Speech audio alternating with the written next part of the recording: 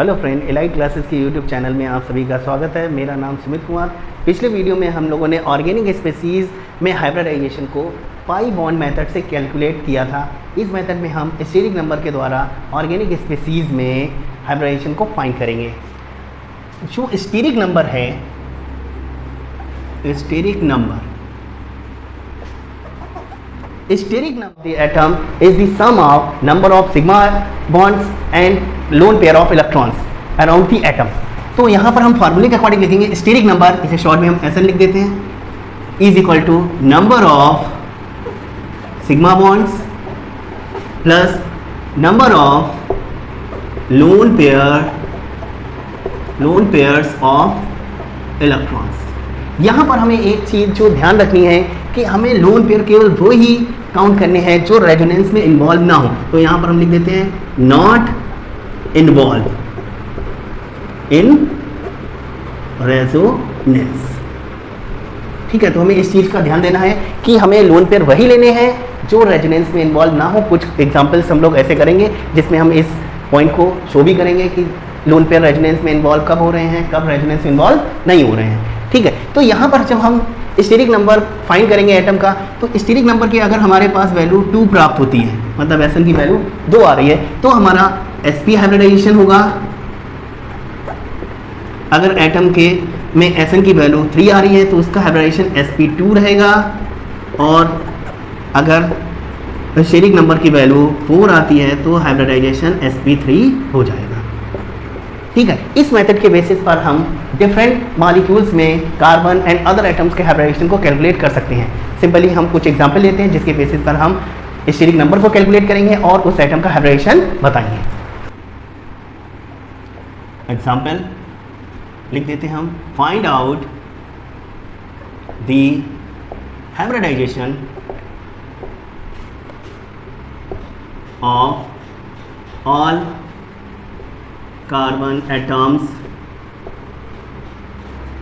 in following compound। पहले हम कुछ मॉलिक्यूल्स में कार्बन एटम का हाइब्रिडाइजेशन कैलकुलेट करके दिखाएंगे स्टेरिक नंबर के मेथड से। जैसे हम पहला ले रहे हैं CH4, second CH2 double bond CH2, third में हम CH3 C triple bond CH। इस टाइप के हमने मॉलिक्यूल फर्स्ट वाली वीडियो में भी लिए थे जिसमें हमने पाई बॉन्ड कैलकुलेट करके हमने हाइब्रिडाइजेशन को निकाला था। इसमें हम स्टेरिक नंबर कैलकुलेट करके हाइब्रिडाइजेशन को फाइंड करेंगे। देखिए यहाँ पर जो यहाँ पर कार्बन है, इससे हम पहले सिग्मा बॉन्ड को देखेंगे कितने सिग्मा बॉन्ड अटैच हैं। तो सबसे पहले हम क्या कर रहे हैं, इस मीथेन को हम ओपन करके बना लेते हैं। इस मॉलिक्यूल को हम ओपन कर लेते हैं तो हमारे में साफ साफ ये दिखाई दे रहा है कि इस कार्बन से हमारे 4 सिग्मा बॉन्ड अटैच हैं। तो हम जब SN निकालेंगे तो SN इज इक्वल टू हो जाएगा 4 number of sigma bond plus 2 number of lone pairs. यहाँ पर इस कार्बन का ऑक्टेट कंप्लीट है तो इसमें लोन पेयर 0 रहेंगे। तो इसका मतलब यहाँ पर SN की वैल्यू कितनी आती है, 4 आ रही है। 4 आ रही है तो इसका हाइब्रिडाइजेशन sp3 रहेगा। मतलब जो मीथेन है इसमें जो ये कार्बन है इसका हाइब्रिडाइजेशन sp3 होगा। यहाँ पर हम एथाइलिन को भी सबसे पहले हम ओपन फॉर्म में बना देते हैं जिससे हम सिग्मा बॉन्ड को आसानी से कैलकुलेट कर सकें। यहाँ पर देखते हैं इस कार्बन के लिए अगर हम देखें तो SN की वैल्यू कितनी रहेगी। यहाँ पर देखो 1 sigma 2 sigma 3 sigma plus lone pair यहाँ पर 0 होगा। यहाँ पर हम लोगों को पहले से ही मालूम है कि जो हमारा डबल बॉन्ड होता है उसमें 1 सिग्मा 1 पाई होगा। यहाँ पर हमें केवल सिग्मा बॉन्ड को कैलकुलेट करना है तो हमारे 3 सिग्मा हो गए, पाई को कैलकुलेट नहीं करना है। लोन पेयर होता तो कैलकुलेट कर सकते थे, लेकिन यहाँ पर लोन पेयर नहीं है क्योंकि हमारा ऑक्टेट कंप्लीट है। तो यहाँ पर जो SN की वैल्यू हो रही है वो हमारी 3 आ रही है, तो इस कार्बन का हाइब्रिडाइजेशन sp2 रहेगा। यहाँ पर हमारे में देखें तो बिल्कुल सेम सिचुएशन है, तो यहाँ पर भी SN की वैल्यू कितनी आएगी, 3 रहेगी plus 0 equal to 3 means sp2 hybridisation ये वाला कार्बन भी शो करेगा। यहाँ पर देखते हैं हम पहले हम इस मॉलिक्यूल को ओपन कर लेते हैं तो C से हमारे 3 हाइड्रोजन अटैच्ड हैं सिग्मा बॉन्ड से, C ट्रिपल बॉन्ड CH। ठीक है, तो हम फर्स्ट कार्बन को दिखाते हैं, पहले इधर से दिखा देते हैं फर्स्ट कार्बन हमारा। तो इस कार्बन के लिए हमारे में देखें 1 सिग्मा बॉन्ड ये है और ये ट्रिपल बॉन्ड में 1 सिग्मा होगा और 2 पाई बॉन्ड होंगे क्योंकि ट्रिपल बॉन्ड में 1 सिग्मा और 2 पाई बॉन्ड ही प्रेजेंट होते हैं। तो हमारे में यहाँ पर SN के लिए हम लोग क्या करेंगे, सिग्मा बॉन्ड कितना होगा 2 प्लस 0 मीन्स 2 sp। जो हमारा ये कार्बन है वो हमारा sp हाइब्रिडाइजेशन शो करेगा। इस कार्बन को अगर हम निकालते हैं तो यहाँ पर देखिए बिल्कुल सेम सिचुएशन वही आ रही है। Sn की वैल्यू कितनी होगी, यहाँ पर total number of sigma bond 2 हो रहे हैं प्लस लोन पेयर 0, तो यहाँ पर Sn की वैल्यू 2 आ गई और Sn की वैल्यू 2 है तो हमारा सिंपली हाइब्रिडाइजेशन क्या रहेगा, Sp, इसका भी हाइब्रिडाइजेशन हो जाएगा। इस कार्बन को देखें तो यहाँ पर जो हम Sn निकालेंगे तो Sn के लिए हमारे टोटल केवल सिग्मा बॉन्ड ही दिखाई दे रहे हैं, तो 4 सिग्मा प्लस 0 मीन्स क्या हो गया, यहाँ पर 4 वैल्यू हो गई, sp3 हाइब्रिडाइजेशन हो गया। तो जो हमारा ये कार्बन रहेगा, इस कार्बन का हाइब्रिडाइजेशन sp3 होगा। ठीक है, अब हम कुछ मॉलिक्यूल्स ले रहे हैं जिनमें हम कार्बन के अलावा कुछ एटम हैं जैसे ऑक्सीजन है, नाइट्रोजन है, सल्फर है, इनके हाइब्रिडेशन को कैलकुलेट करके दिखाएंगे और हम कार्बन में कार्बोनियम आयन, कार्बन आयन और फ्री रेडिकल में कार्बन के का हाइब्रिडेशन कैलकुलेट करेंगे। देखिए, हम कार्बन एटम का hybridisation carbonium ion, carbon ion और फ्री रेडिकल में फाइंड करेंगे। सबसे पहले हम एग्जांपल ले रहे हैं कार्बोनियम आयन का, एक हम इनकी जनरल फॉर्म ले रहे हैं RCH2 पॉजिटिव।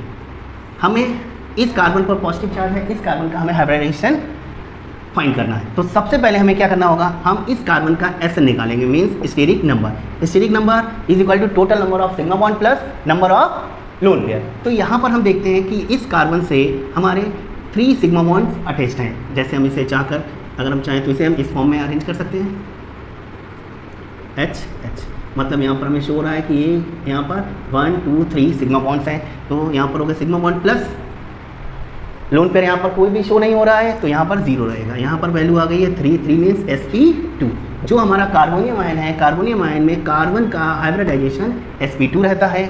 सेकेंड हम यहाँ दिखा देते हैं RCH2 निगेटिव। कार्बन आयन में हम कार्बन का हाइब्रिडाइजेशन कैलकुलेट करेंगे, तो यहाँ के लिए हमें पहले क्या करना होगा, इसे ओपन फॉर्म में बना दें। तो हम इसे यहाँ पर दिखा देते हैं RCH और यहाँ पर एक निगेटिव चार्ज है। तो हम यहाँ पर जब इस कार्बन का Sn कैलकुलेट करेंगे तो Sn इज इक्वल टू कितना हो जाएगा, 3, मतलब total sigma bonds plus lone pair. यहाँ पर जो नेगेटिव चार्ज है इसे हम लोन पेयर की फॉर्म में कैलकुलेट करेंगे और यहाँ पर जो Sn की वैल्यू हमारी 4 आएगी। 4 मीन्स यहाँ पर जो कार्बन है, कार्बन आयन में इसका हाइब्रिडाइजेशन sp3 रहेगा। हम फ्री रेडिकल ले रहे हैं RCH2 फ्री रेडिकल, इसको पहले हम ओपन कर लेते हैं। तो RCHH और यहाँ पर एक फ्री रेडिकल लगा दिया। हम इसमें Sn को कैलकुलेट करेंगे तो Sn इज इक्वल टू हो जाएगा हमारा 3 प्लस 0, क्योंकि यहाँ पर ऑड इलेक्ट्रॉन है, मतलब एक इलेक्ट्रॉन है, लोन पेयर नहीं है, तो यहाँ पर हम लोन पेयर काउंट नहीं करेंगे। तो यहाँ पर वैल्यू आ जाएगी Sn की 3 और 3 मीन्स जो हमारा हाइब्रिडाइजेशन होगा वो यहाँ पर sp2 आ जाएगा। अब देखिए यहाँ पर कार्बोनियम आयन में कार्बन का हाइब्रिडाइजेशन sp2, कार्बन आयन में कार्बन का hybridisation sp3, carbon free radical में कार्बन का हाइब्रिडाइजेशन sp2 आया। यहाँ पर हाइब्रिडाइजेशन कार्बन आयन का चेंज भी हो सकता है, क्योंकि अगर ये नेगेटिव चार्ज रेजोनेंस में हुआ तो यहाँ पर हाइब्रिडाइजेशन चेंज हो जाएगा। लेकिन अभी हम लोग सिंपल ही दिखा रहे हैं तो इसमें हाइब्रिडाइजेशन हमारा इसी के अकॉर्डिंग रहेगा। अब हम कुछ मॉलिक्यूल्स में ऑक्सीजन, नाइट्रोजन और सल्फर के हाइब्रिडाइजेशन को फाइंड करना सीखेंगे। एथेनॉल, फ्यूरॉन और टेट्राहाइड्रोफ्यूरॉन में ऑक्सीजन आइटम के हाइब्रिडाइजेशन को फाइंड करेंगे SN मेथड से, मतलब स्टेरिक नंबर मेथड से। तो सबसे पहले हम स्ट्रक्चर बना लेते हैं। एथेनॉल की नंबर 1 हमारा है एथेनॉल CH3 CH2OH। सेकेंड हम लोग बना लेते हैं फ्यूरॉन की स्ट्रक्चर, और थर्ड हमारा है टेट्राहाइड्रोफ्यूरॉन,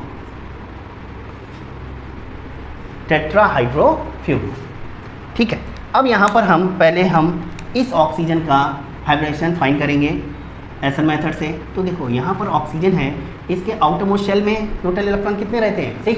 तो यहाँ पर 2 तो ये क्या है, सिग्मा बॉन्ड बनाए हुए हैं, एक इस कार्बन से बनाए हुए हैं, एक इस हाइड्रोजन से बनाए हुए हैं, तो 2 तो हमारे सिग्मा बॉन्ड हो गए। तो जब हम SN कैलकुलेट करेंगे तो SN इज इक्वल टू कितना रहेगा, 2 प्लस इस ऑक्सीजन से 2 सिग्मा बॉन्ड अटैच हैं और 2 लोन पेयर हैं, 2 इक्वल टू 4 आ गया। इसका मतलब इस ऑक्सीजन का हाइब्रिडाइजेशन sp3 रहेगा। अगर हम फ्यूरॉन में देखते हैं तो फ्यूरॉन में भी ऑक्सीजन में 2 लोन पेयर प्रेजेंट हैं। अब यहाँ पर जब हम SN को कैलकुलेट करेंगे तो यहाँ पर हमें सिग्मा बॉन्ड तो दिखाई दे रहे हैं, 2 सिग्मा बॉन्ड है, 1 2। अब यहाँ पर हमें लोन पेयर तो 2 दिखाई दे रहे हैं, तो यहाँ पर हम प्लस करके 2 लगा सकते हैं। लेकिन यहाँ पर हमें इस चीज़ को ध्यान देना है जो मैंने स्टार्टिंग में आप लोगों को बताया था कि हमें केवल वही लोन पेयर लेने हैं जो रेजोनेंस में इन्वॉल्व ना हो रहे हों। यहाँ पर जो ये लोन पेयर है ये हमारा कॉन्जुगेशन पाई बॉन्ड के कॉन्जुगेशन के साथ रेजोनेंस में इन्वॉल्व हो रहा है। तो यहाँ पर हम केवल एक ही लोन पेयर को काउंट करेंगे। तो यहाँ पर हमारी SN की वैल्यू कितनी आ जाएगी 3 मीन्स sp2, मतलब जो फ्यूरॉन में ऑक्सीजन है इसका हाइब्रिडाइजेशन हमारा sp2 रहेगा। अगर हम टेट्राहाइड्रो फ्यूरॉन को देखें तो यहाँ पर हमारे में लोन पेयर 2 हैं और 2 ही ऑक्सीजन से सिग्मा बॉन्ड अटैच्ड हैं। तो यहाँ पर क्या रहेगा, अगर हम यहाँ पर SN को फाइंड करेंगे तो SN इज इक्वल टू हो जाएगा 2 + 2 मीन्स लोन पेयर। यहाँ पर कोई भी ऐसी कंडीशन नहीं है कि जो लोन पेयर है वो हमारा रेजोनेंस में इन्वॉल्व हो रहा हो। तो यहाँ पर SN की वैल्यू आ जाएगी 4 मीन्स sp3। जो हमारा टेट्राहाइड्रोफ्यूरॉन है इसमें ऑक्सीजन का जो हाइब्रिडाइजेशन रहेगा वो sp3 रहेगा, फ्यूरॉन में ऑक्सीजन का sp2 और एथेनॉल में ऑक्सीजन का sp3 रहेगा। देखिए हम नाइट्रोजन एटम का हाइब्रिडाइजेशन एथेनामीन, पायरॉल और पेरिडीन में फाइंड करेंगे। तो सबसे पहले हम एथेनामीन के स्ट्रक्चर बना देते हैं। CH3 CH2 NH2, सेकेंड पे हमारा पायरॉल है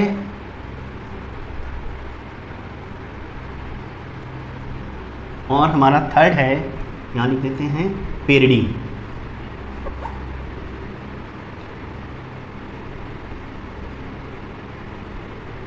पायरॉल हमारी 5 मेंबर रिंग है और पेरिडीन हमारी 6 मेंबर रिंग होती है। अब यहाँ पर हम एथेनामीन, पायरॉल और पेरिडीन में नाइट्रोजन एटम का हाइब्रिडेशन को कैलकुलेट करेंगे। सबसे पहले हम एथेनामीन में नाइट्रोजन एटम के हाइब्रिडेशन को फाइंड कर रहे हैं। तो इसके लिए हमें सबसे पहले क्या निकालना है, SN। यहाँ पर देखते हैं कि नाइट्रोजन एटम से 3 सिग्मा बॉन्ड अटैच हैं, 2 हमारे हाइड्रोजन से जुड़े, 1 हमारा कार्बन से जुड़ा है। तो यहाँ पर 3 सिग्मा बॉन्ड हो गए और नाइट्रोजन पर 1 लोन पेयर प्रेजेंट होता है। तो यहाँ पर हम 1 लिख देते हैं। तो हमारे में SN की वैल्यू कितनी आ रही है 4 मीन्स sp3। तो एथेनामीन में जो नाइट्रोजन है इसका हाइब्रिडेशन हमारा sp3 हो जाएगा।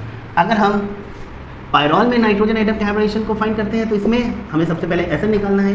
SN is equal to number of sigma bond, 1 2 3 sigma bonds हमें दिखाई दे रहे हैं, प्लस यहाँ पर एक लोन पेयर है। लोन पेयर ये हमारा रेजोनेंस में इन्वॉल्व हो रहा है, इसका मतलब हम यहाँ पर इसे कैलकुलेट नहीं करेंगे। तो टोटल हमारी SN की वैल्यू 3 हो गई, 3 मीन्स sp2। तो पायरॉल में जो नाइट्रोजन है वो हमारा sp2 हाइब्रिडाइजेशन शो करेगा। अगर हम पेरिडीन में नाइट्रोजन एटम की बात करें तो इसमें जो हमारा नाइट्रोजन है वो 2 सिग्मा बॉन्ड से जुड़ा हुआ है, 2 सिग्मा बॉन्ड हो गए, प्लस यहाँ पर जो एक लोन पेयर है वो हमारा रेजोनेंस में इन्वॉल्व नहीं हो रहा है क्योंकि यहाँ पहले से ही कॉन्जुगेशन है, double single double single double, यहाँ कॉन्जुगेशन बन रही है। तो हमारा जो लोन पेयर है ये रेजोनेंस में इन्वॉल्व नहीं होगा, तो हम इसे यहाँ पर काउंट कर लेंगे।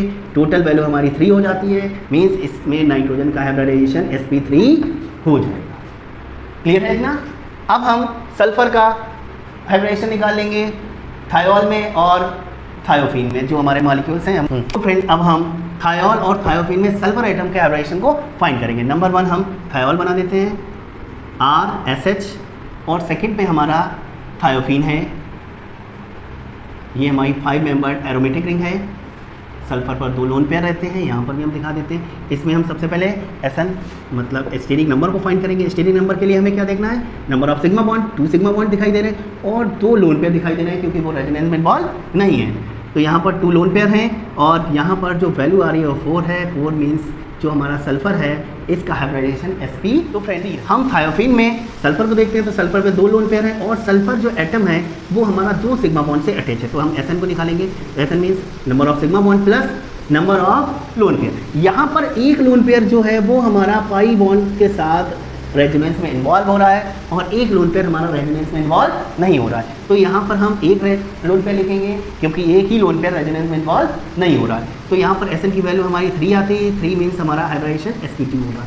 मीन्स क्या हुआ कि जो हमारा थायोल है उसमें सल्फर का हाइब्रिडाइजेशन sp3 और थायोफीन में सल्फर का हाइब्रिडाइजेशन sp2 होगा। उम्मीद है कि आप लोगों को डिफरेंट मॉलिक्यूल्स में डिफरेंट एटम्स और कार्बन का हाइब्रिडाइजेशन निकालना समझ में आया होगा। अगर आपको कॉन्सेप्ट अच्छा लगा हो तो हमारे वीडियो को लाइक कीजिएगा, शेयर कीजिएगा और चैनल को सब्सक्राइब कीजिएगा। Thank you.